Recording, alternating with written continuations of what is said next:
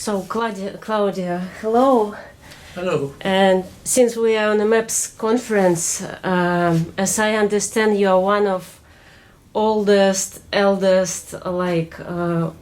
wise founder of all this movement.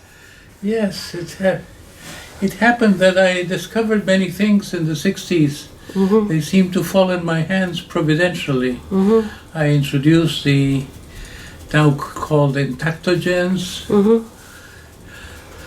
I call them the interpersonal psychedelics. I did the first studies on ayahuasca alkaloids. Mm-hmm. I discovered the effects of ibogaine when it was known, of course, in Africa. The natives did it, but I didn't know about their use. Mm-hmm. And a number of compounds that Sasha Shulgin synthesized, and I was the one who tested them in Chile at the time. Mm-hmm. And I wrote a book called The Healing Journey that appeared in the 70s that got sold out very fast. Mm-hmm. And then MAPS has reissued recently. Mm-hmm. I recently published a book called Psychedelic Explorations in Spanish, which I think is a much more mature and comprehensive book. Mm-hmm. I have to offer it still to an American publisher. It's been translated right now into English. Mm-hmm. Okay, and how does it happen that you meet psychedelic in your life? Why you come into this sphere? I might say that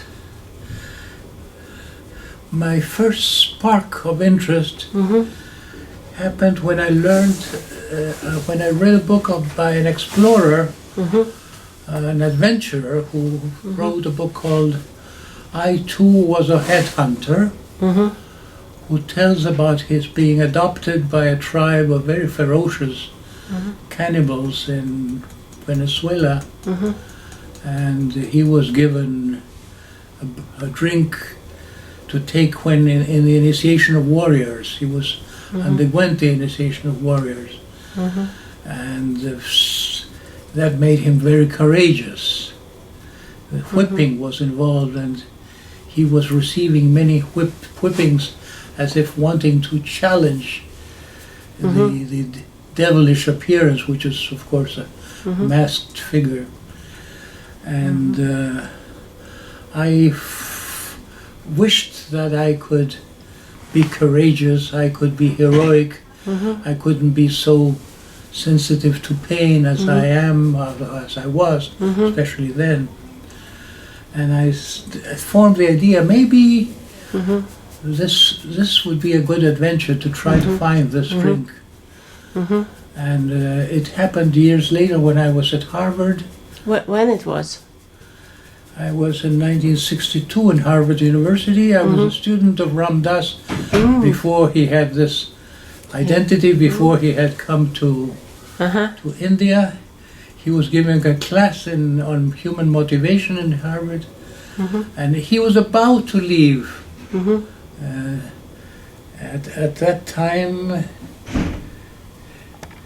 I went to an exhibit of the Harvard Botanical Museum, and I saw an exhibit where the plant was identified. There was a whipping ceremony going on, a picture of whipping ceremony, and the Banisteriopsis root, and I knew that there was a botanical identification, so that it made it easy to find.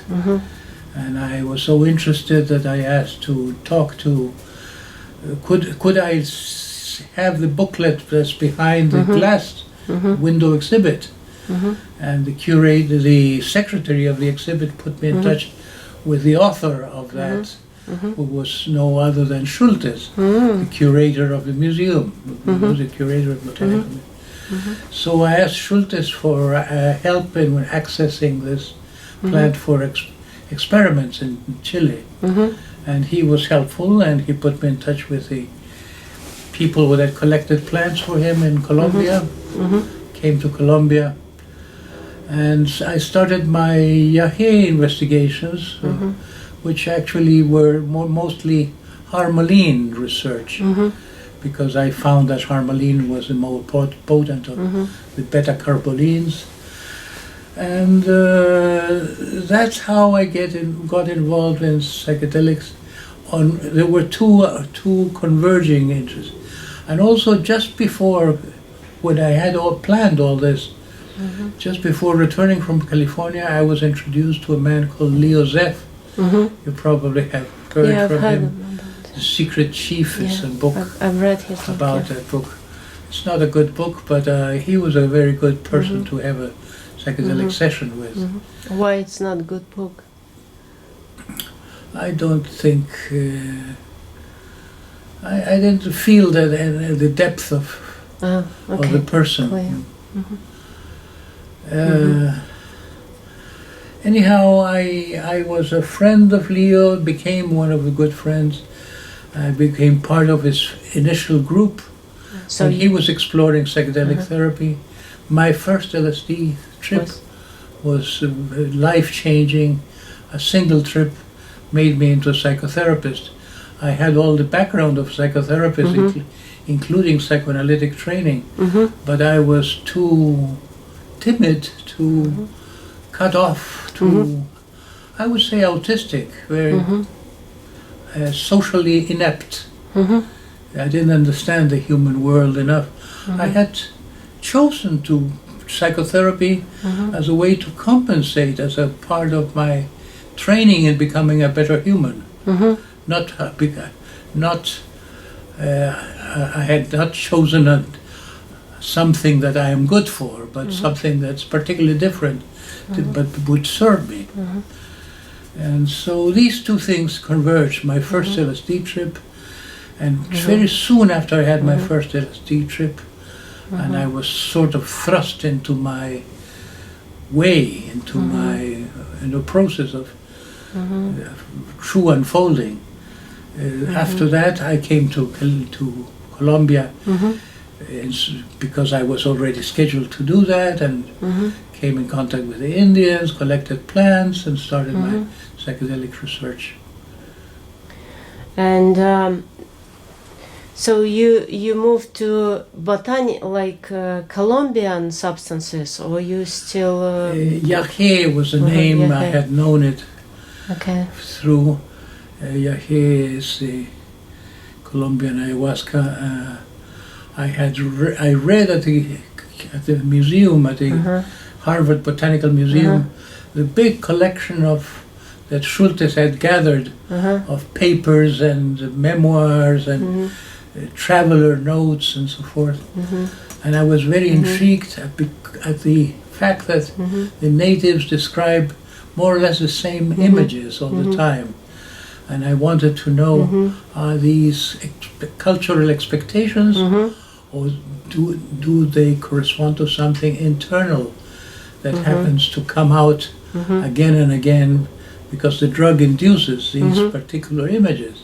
And that was part of my motivation in my original research, to see what's cultural and what's real, what's spontaneous. And I was very surprised that my Chilean subjects that didn't know what they were taking, didn't know it came from the tropics, saw tigers and snakes and eagles, and the same themes of the archaeological remains of all the people who used ayahuasca. So you found that it's not cultural?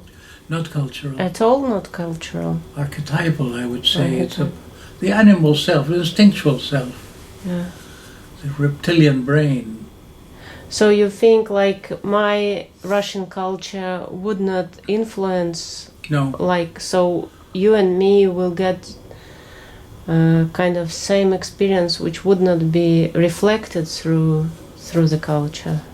I think the culture is more on the surface of the mind, and this is very much the internal animal that within us that is mostly repressed, and we are at odds with. And in these experiences, it appears as a guide. And indeed, to become complete, we need to re-own our inner snake, and our inner tiger, and our inner beast. Right, but if I don't know who is a tiger, you think I will still get the image? Yes, you do get it, because I'm 30% of the people I gave ayahuasca to saw tigers or felines, and they have no idea that this was part of a culture, or that this was to be expected. I was very interested in setting up the experiment, to make it a blank experiment, to make the subjects naive, and not to have expectations. And they still get the same images? Especially snakes. Especially snake. And dark-skinned people.